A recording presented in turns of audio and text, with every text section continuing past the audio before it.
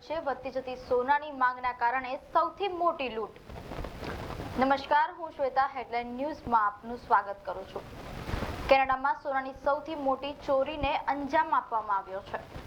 આ કેસમાં પોલીસે ભારતીય મૂળના 2 લોકો સહિત કુલ 6 લોકોની ધરપકડ કરી છે। તો ચાલો વાત કરીએ સમગ્ર ઘટના વિશે।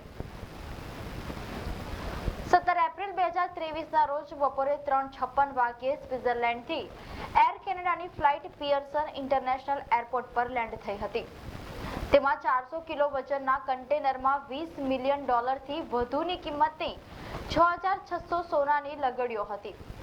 આ ઉપરાંત કન્ટેનરમાં લાખો ડોલરનું વિદેશી ચલણ પણ રાખવામાં આવ્યું હતું।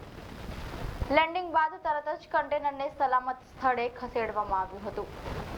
બીજા દિવસે 18 એપ્રિલના રોજ પોલીસને ગુમ થયેલા કન્ટેનર અંગે જાણ કરવામાં આવી હતી। બાદમાં પોલીસે સમય બગાડ્યા વિના તપાસ શરૂ કરી અને આજે 1 વર્ષ પછી પોલીસને માત્ર 1 જ કિલો સોનું મળ્યું છે, જ્યારે ભારતીય મૂળના 2 લોકો સહિત કુલ 6 લોકોની ધરપકડ કરવામાં આવી છે। પોલીસનું કહેવું છે કે આ કેસમાં એર કેનેડાના 2 ભૂતપૂર્વ કર્મચારીઓ પર લૂંટમાં મદદ કરવાનો આરોપ છે।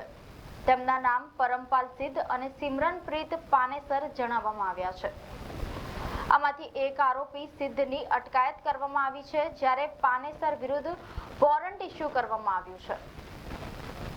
પોલીસનું કહેવું છે કે આ કેસમાં ભારતીય મૂળના અમિત જલોટાની પણ ધરપકડ કરવામાં આવી છે।